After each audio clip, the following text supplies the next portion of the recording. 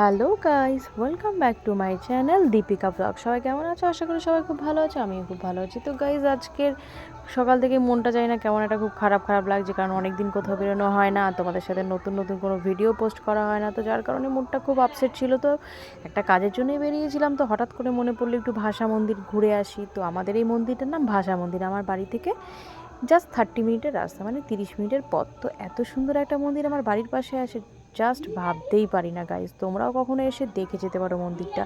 তো মন্দিরের ভিতরে বেশি একটা ফোন অ্যালাউ করছে না, আর কোনো রিলস ভিডিও তো তেমন একটা অ্যালাউ নেই। তো যতটুকু করতে পারছি গাইজ তোমাদের সাথে শেয়ার করলাম। দেখো গাইজ, মন্দিরটা ঘুরে দেখাচ্ছি কত সুন্দর ভিতরটা সাজানো, আর সামনেই ঢুকতেই একটা এত সুন্দর পা রাখা আছে, পুরোটাই পাথরের।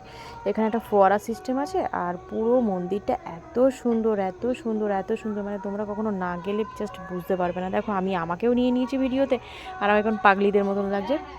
তো যাই হোক, এইভাবেই বেরিয়ে পড়েছিলাম হঠাৎ করে। তো আজকের আমি কিন্তু মন্দিরের ভিতরে ঢুকিনি, কারণ আমার টাইমটাও হাতে কম ছিল। তো আরও জুতো জমা দেওয়া নেওয়া অনেক ঝামেলা হয়, যার কারণে আমি ঢুকতে পারিনি টাইমটা শর্ট থাকার কারণে।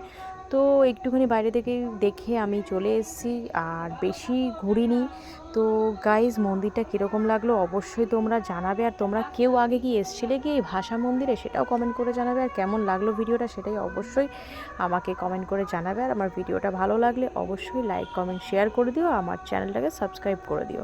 তো গাইজ, নতুন নতুন ভিডিও আবার তোমাদের সাথে শেয়ার করো। আর দেখো, গার্ডেনটা এত সুন্দর সাজানো। গার্ডেনে একটা ছিল হরিণ, কত সুন্দর হরিণটা লাগছে, মানে পুরোটাই একদম সাজানো।